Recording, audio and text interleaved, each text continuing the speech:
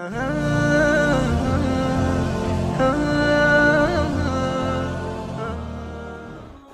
باتیں ساری پہلے ہو چکی ہیں، میں دہرا رہا ہوں کہ یہ بہت اہم مضمون ہے اور اس میں تباہی آئی ہوئی ہے، اور شریعت نے جتنے رشتے بتائے ہیں ان تمام رشتوں میں سب سے بڑا رشتہ خامند اور بیوی ہے۔ والدین کا بھی اتنا اہمیت قرآن نے نہیں بیان کی، بہن بھائیوں کی اتنی اہمیت بیان نہیں کی کہ والدین کے لیے چند آیات، بہن بھائیوں کے لیے چند آیات، باقی رشتوں کے لیے چند آیات، اور خامند بیوی کے لیے سینکڑوں آیات ہیں، سینکڑوں۔ قرآن بھرا پڑا ہے کہ یہ رشتہ بچ جائے، چونکہ باقی رشتے ٹوٹتے نہیں، یہ ٹوٹ جاتا ہے۔ میرا باپ سے رشتہ، میری اطاعت اور فرمان برداری ہو یا نافرمانی ہو، میں اپنے باپ کا بیٹا ہوں۔ میں اپنی ماں کو تنگ کرتا ہوں یا خوش رکھتا ہوں، میں اپنی ماں کا بیٹا ہوں، یہ رشتہ نہیں ٹوٹتا۔ میری بھائی سے لڑائی ہے یا صلح ہے، یہ رشتہ نہیں ٹوٹتا، لیکن خامند بیوی کا رشتہ ٹوٹ جاتا ہے، ایک بول پہ ٹوٹ جاتا ہے۔ تو ایک بات رہ گئی تھی کہ لباس آدمی اپنی پسند کا خریدتا ہے۔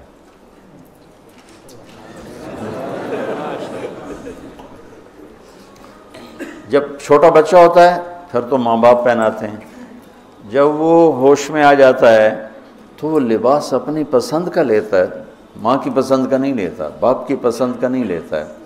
تو لفظ لباس میں اشارہ ہے کہ والدین کو چاہیے کہ شادی میں اپنی بیٹی اور بیٹے کی پسند کا خیال رکھیں۔ یہ لفظ لباس بتا رہا ہے کہ جب ہم چھوٹے تھے ہمیں ماں باپ جو پہناتے تھے ہم پہن لیتے تھے، جب سے ہم نے شعور میں قدم رکھا ہے تو اب ہم اپنا لباس خود ہی خریدتے ہیں، چاہے وہ نیلا ہو، پیلا ہو، کالا ہو، سفید ہو۔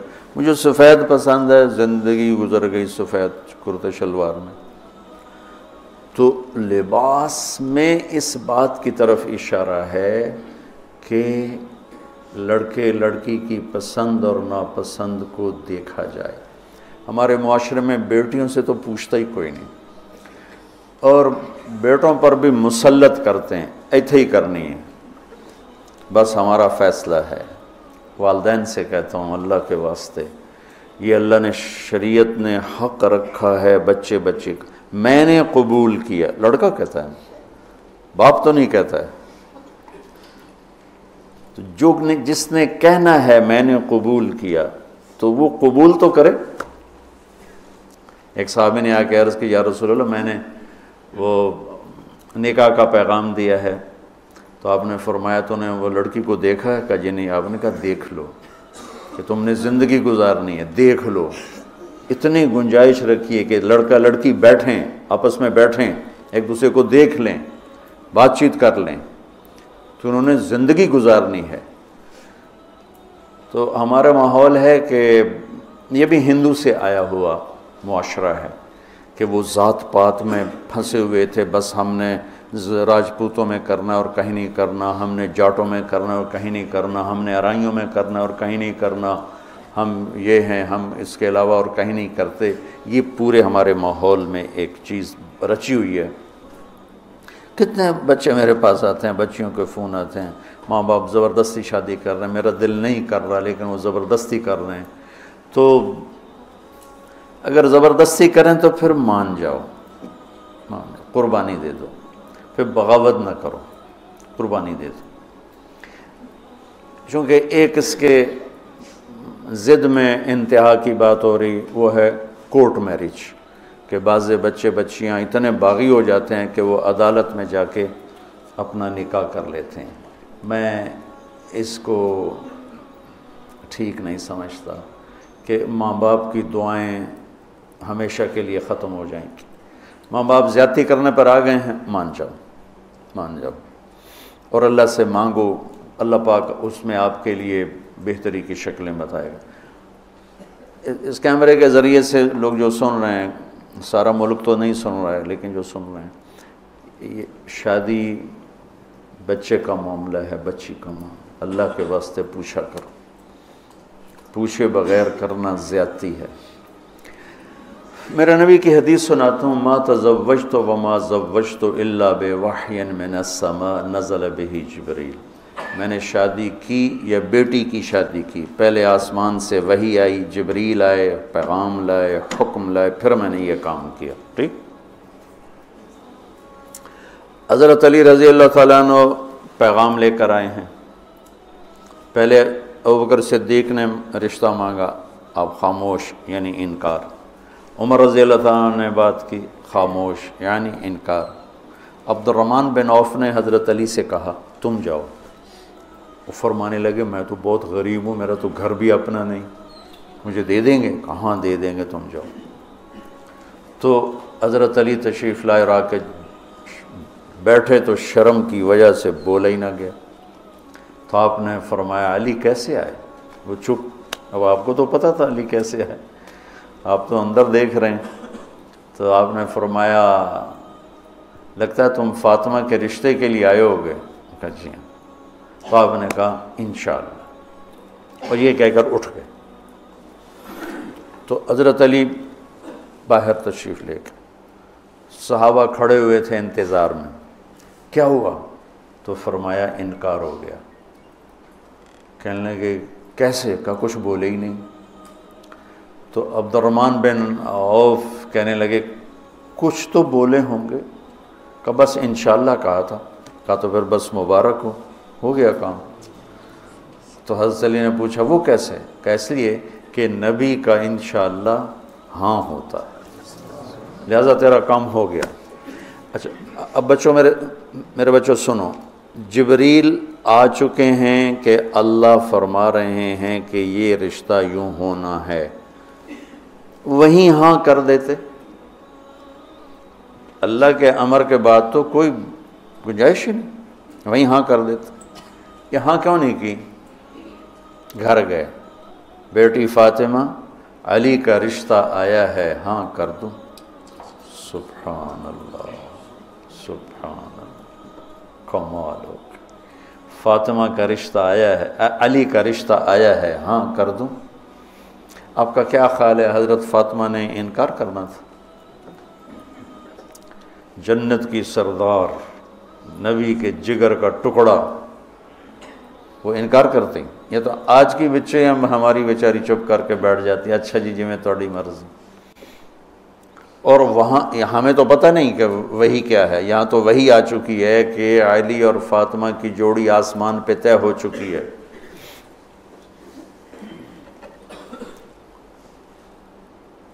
حضرت فاطمہ رضی اللہ تعالیٰ عنہ کے اقرار کے بعد آپ باہر تشریف لائے۔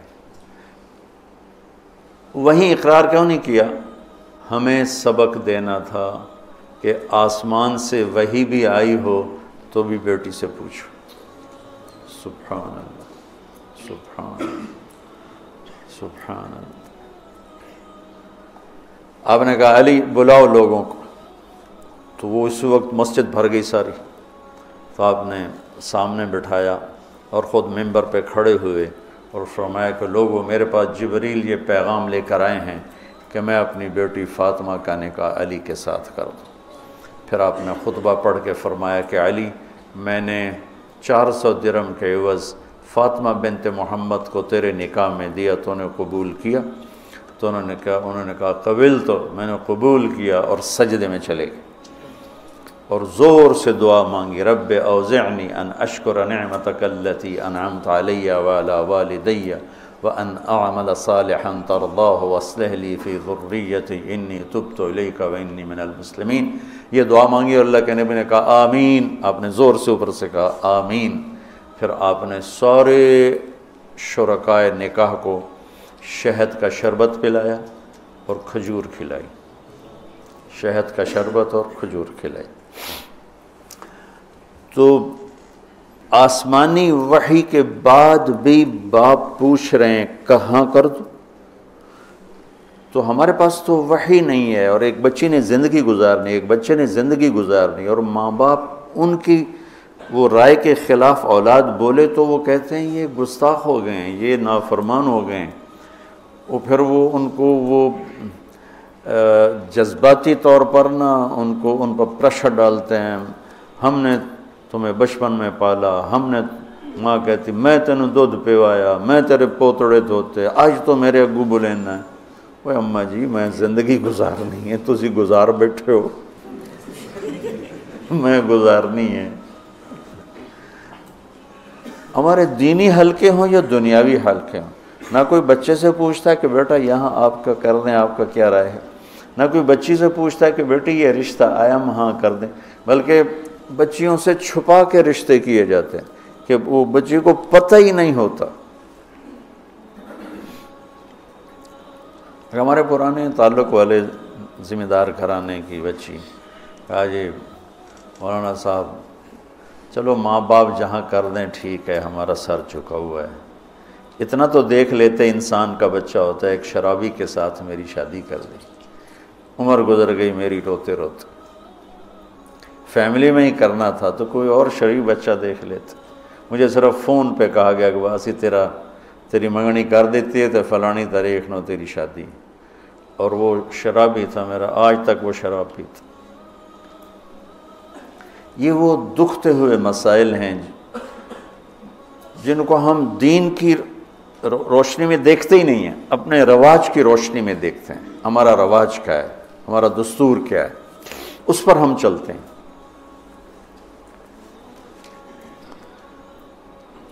تو میرے نبی نے ہم عمر سے شادی کی، سودا،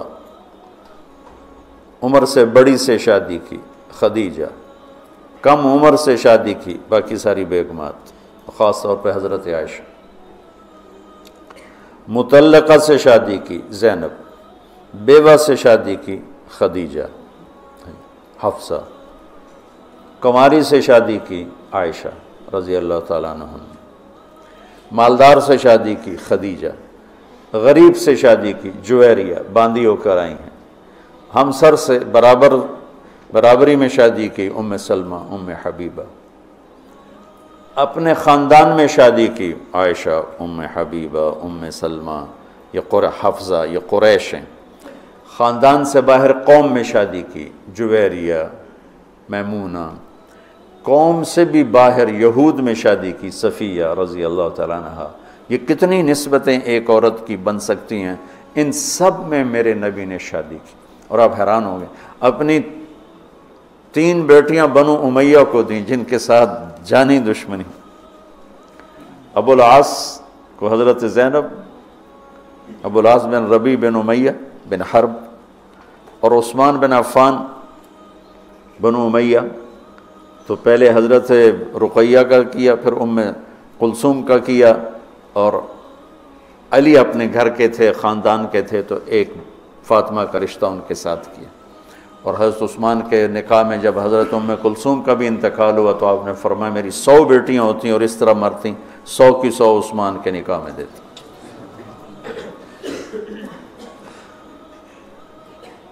یہ معاشرت کے احکام کو اللہ روزے کے درمیان لے کر آئے، اوپر بھی روزہ ہے، نیچے بھی روزہ ہے، اور اس کے بیچ میں اللہ تبارک و تعالی ہمیں یہ دکھا رہا ہے کہ معاشرت عبادات کی طرح ہے، عبادت کی طرح ہے۔ معاشرت خوبصورت نہیں ہوگی تو ہمارا دین خوبصورت نہیں ہوگا۔ میں بیوی کو عزت نہیں دوں گا، دیکھو طنز کا بول ایسا جیسے کپڑے پھاڑ دینا، بے عزت کرنے کا بول ایسا جیسے کپڑے پھاڑ دینا۔ اور میں کتنا ہی پاگل ہو جاؤں غصے میں اپنا کرتا خود نہیں پھاڑتا ہوں، میں کسی کا کرتا تو پھاڑوں گا، اپنا نہیں پھاڑوں گا۔ تو میری بیوی میرا لباس ہے، مجھے غصہ چڑھا ہوا ہے، مجھے گلہ آیا ہوا ہے، تو میں لباس پہ ہاتھ نہیں ڈالوں گا۔ یہ میں کیا کہہ رہا ہوں کہ میں بیوی کی دل شکنی نہیں کروں گا، بیوی خامند کی دل شکنی نہیں کرے گی، برداشت کریں گے، تب جا کر یہ رشتہ خوبصورت ہوگا۔ دنیا میں کسی بھی رشتے کو باقی رکھنے کے لیے برداشت کے سوا کوئی قانون نہیں، اور اس رشتے کے لیے برداشت سب سے زیادہ ہے کہ برابری کا رشتہ ہے، کبھی خامند گرم کبھی بیوی گرم، پھر دونوں ہی گرم تو پھر آگ بھڑکے گی اور بڑھتی چلی جائے گی۔ ایک بچہ مجھے آ کے ملا ملتان سے، ٹاپ کیا اس نے پورے پنجاب میں ایف ایس سی میں، تو کہا جی میں 2 دفعہ خودکشی کی کوشش کر چکا ہوں۔ میں نے کہا تم اتنے پڑھنے لکھنے والے بچے تم کیوں خودکشی؟ کہا جی میرے ماں باپ دونوں آپس میں اتنا لڑتے ہیں کہ ان کی لڑائی سے بددل ہو کر میں نے 2 دفعہ خودکشی کی کوشش کی۔ تو میرے نبی نے 11 گھر آباد کر کے ہمیں زندگی سکھائی ہے کہ اس خوبصورت رشتے کو کیسے نبھانا ہے۔